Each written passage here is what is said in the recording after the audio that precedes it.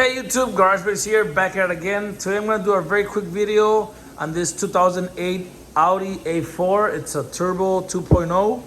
And the issue that I'm having is I'm getting the code for the check engine light. The code is P0299, which is this code right here. Boop. If you have that issue, then you know that your problem is the turbocharger. It's underboost. And the problem is you solve the issue by replacing the diverter valve, which is this guy right here. You can buy it on Amazon. I'm gonna put a link in the description. Very cheap. I think it was like 35, 40 bucks. But this is the part information if you want some more details. And it's located, let me unfocus.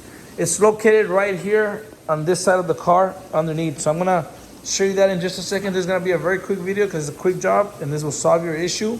You may have, some of the symptoms is that you may not feel that much power from your turbo. The car will still drive fine, but you have that lack of power from your turbo. So it's a very easy fix, and the first thing you're gonna do is jack up the car. So I'm gonna lift the car up and then show you what you have to do next. So here we go. Okay guys, so now that you lifted the car, like I mentioned before, the part is right here. So just come right here underneath the car. Let me show you real quick. And you're going to need some gloves. But let me show you. That's the part. That's it right there. See this part right there, that black part, that connector. We have to unplug that first. And as you can see, I put my tools in there so I can show you what screws we have to take. There's 3 screws. They're T30, which is going to be this guy right here. See this guy right there. That's a T30. And then the other one is right here where I'm already plugged in.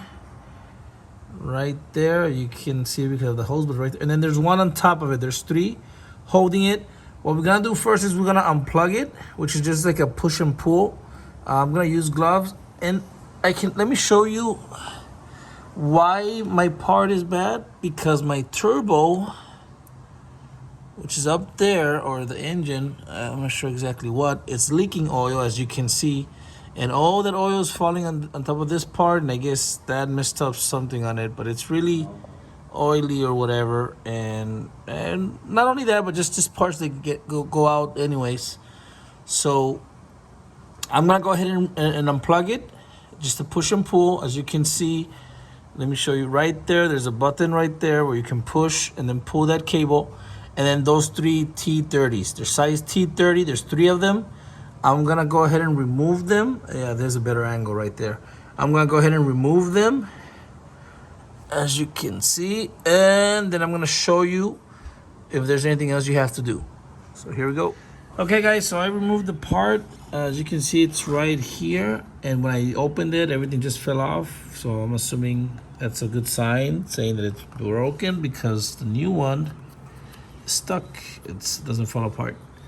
But anyways, I want to show you something real quick. Everything was, I want to say, fairly okay, easy, medium, intermediate level, or whatever.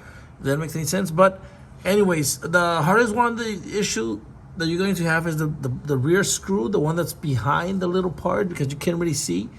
You have to reach in there, and let me see if I can get the. So what I did is I separated the ratchet from the extension. I was using an extension, and this is the T30. This is the setup that I was using, and I was just placing it with my hand, and then I was placing the ratchet into it, and then just kind of with my hand just filling it. The good thing is that the screws, when you put the little T30 inside, it goes all the way in, and it will stay in there, so you can play with that.